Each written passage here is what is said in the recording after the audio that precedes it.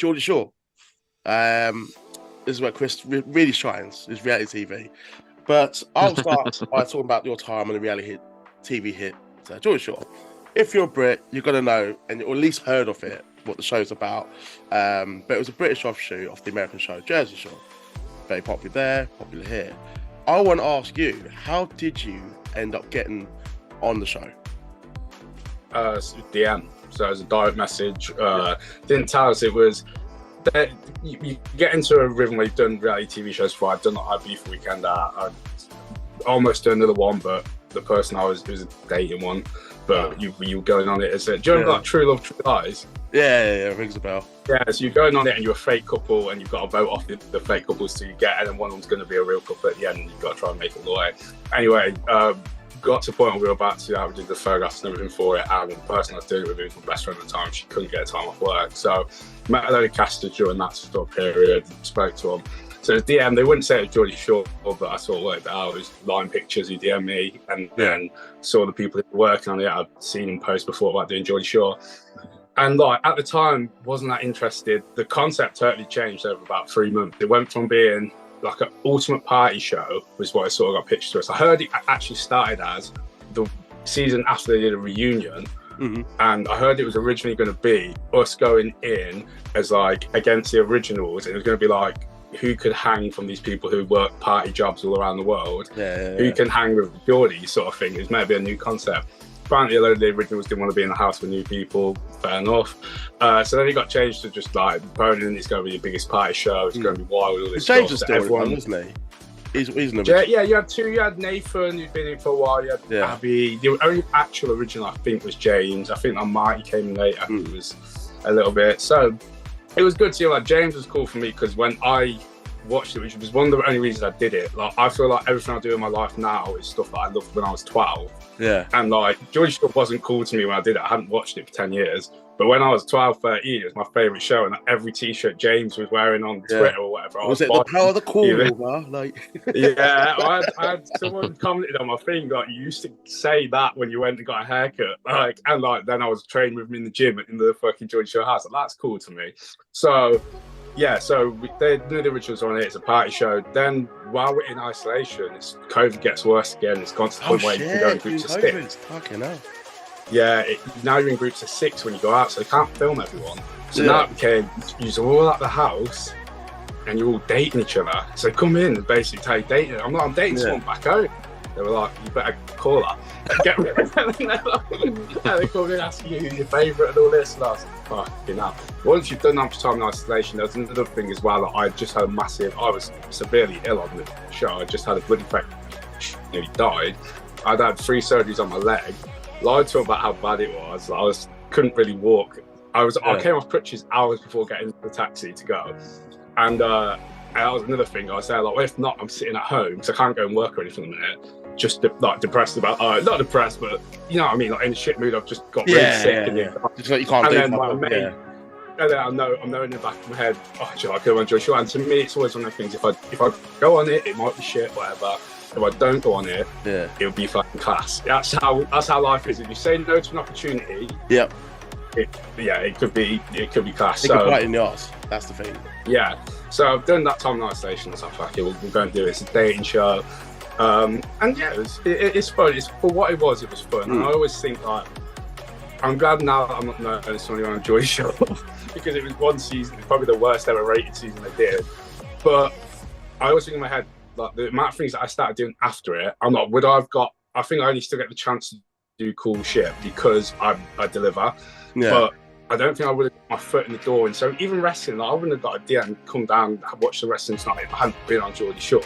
I know that. And then a year later, it's led to us being like a pretty big shit part of PEW. Same with other things. I'm not sure if Lorna even knew that with the BBC thing, but I'm pretty sure it got brought up when we were talking. She followed me on Insta, and next thing she's like, do you want to come on the podcast? So I think there's a lot of things my agent was able to get us out of work after that. So I don't think Geordie Shore got me anything specifically. I think me doing my own stuff, got it. But it's your foot in the door. So it's very good to do.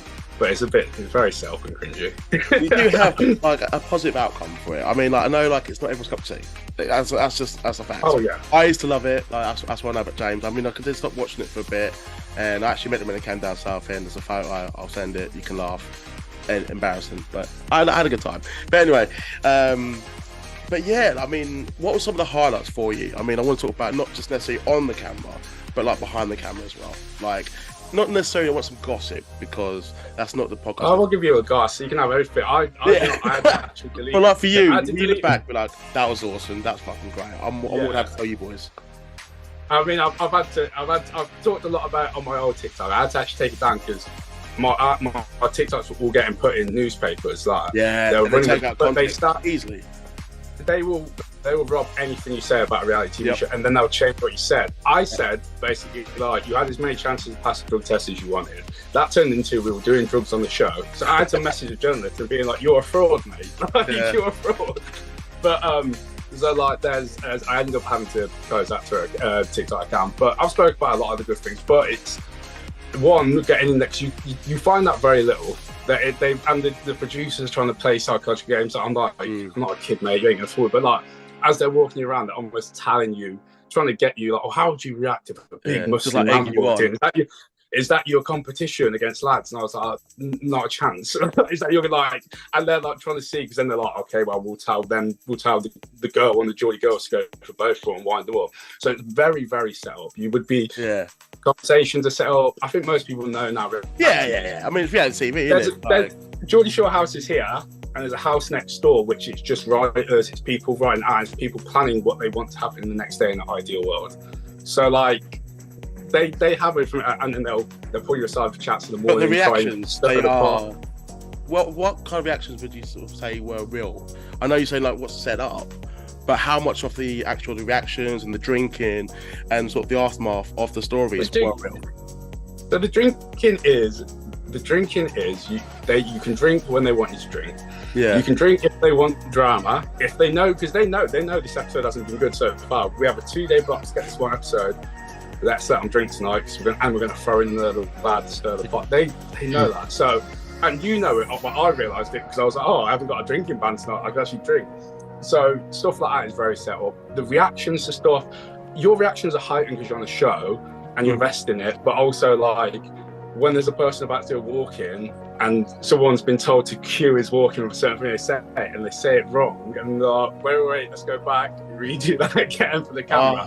That's like when you're forcing a reaction. But in general, most things are true. Like I said, you see an hour of 15, 16 odd people dating, and it's actually been 24 hours. So you see minutes of dates. So it's like the problem they had is Love Island will have the same amount of people, but they will have it on every night of the week. So after 6 weeks, you've built a connection, or some people have built a connection to a certain couple. On ours, 3 episodes, you've probably seen that couple 6 minutes, 10 minutes max. So there's no connection. When that person bins off someone, it doesn't matter. So there were some reactions in there that were real, like when someone got with someone, actually be like, oh, like you would think, like, oh, how could they do that? Yeah. When I think of it now, like, we spent 5 minutes of it. But like in your head, you're like, well, they've been together all day, like, and we've done everything because you just think, and obviously I know for a fact Geordie's got told to do certain things to stir the pot. Yeah, big time. So yeah, I mean, they've got to make the show as well. So they've got to make it, they've got to be able to put it out. I do think it could have been a million times better, but who am I to fucking tell them how to write reality TV? They made a lot of money over the years, so. I didn't realise they were this much, like, when it comes to like shit stirring, I didn't realise they were this much involved. Like, egging you guys on, like, I obviously we know kind of know how it works. Like, it is fake, but the people are real. That makes sense. I didn't realise how much it's them going poking you, like poking the bear, and just getting. Oh yeah, I felt like they. I don't know if it was the same for everyone else, but I obviously was really sick, and I felt they were like trying to caffeine deprive me to try and bring out like a bad side of me, because I'm in there, and like I said, I nearly died 3 weeks prior when I had them surgery. It took them hours to wait meal after the surgeries, so. Yeah. I'm on it. I'm in my best mood possible. Like, I'm fucking getting paid to go on a reality TV show. I'm having fun drinking, knowing it's going on TV. Natural exposure.